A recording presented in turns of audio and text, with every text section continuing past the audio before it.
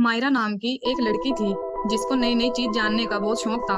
वह हमेशा कुछ ना कुछ नया करने के बारे में सोचती रहती थी। वह हमेशा अपने घर में पुरानी किताबें पढ़ती रहती थी। एक बार उसके हाथ एक बहुत पुरानी किताब लगी जिसके अंदर एक रहस्यमय किले का नक्शा था।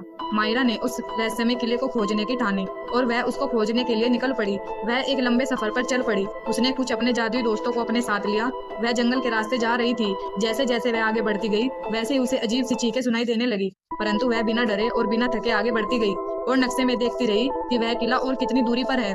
मायरा को किले को ढूंढते हुए कई दिन बीत चुके थे। वह रात को जंगल में आराम करती। उसके दोस्त उसको बहुत समझाने की कोशिश करते, परंतु मायरा को किसी की बात का कोई असर नहीं पड़ता था।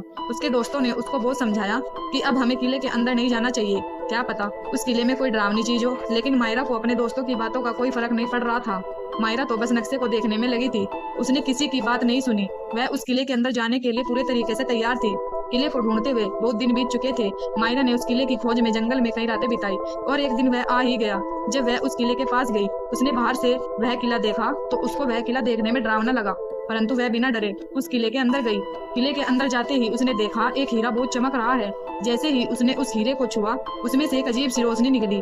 उस रोशनी को देखकर शुरू में मायरा को कुछ समझ नहीं आया, परंतु जब उसने एक किताब में उस हीरे के बारे में पढ़ा तो उसने जाना कि यदि कोई सच्चे मन का बच्चा या इंसान उस हीरे पर हाथ रखकर अपनी विश मांगेगा तो वह हीरा उसकी विश जल्दी ही पूरी कर सकता है। मायरा उस हीरे को अपने साथ अपने घर ले आई क्योंकि वह नहीं चाहती थी कि वह हीरा कोई गलत हाथों में लगे। मायरा को लगा कि यदि वह हीरा किसी गलत हाथों में लग गया तो कुछ नुकसान भी कर सकता है, इसीलिए वह हीरे को अपने साथ अपने घर ले आई। अब जिस भी जरूरतमंद को उसकी जरूरत होती वह उसकी सहायता करती। ऐसी ही और कहानी देखने के लिए हमारे चैनल को सब्सक्राइब करें और वीडियो को लाइक करें। धन्यवाद।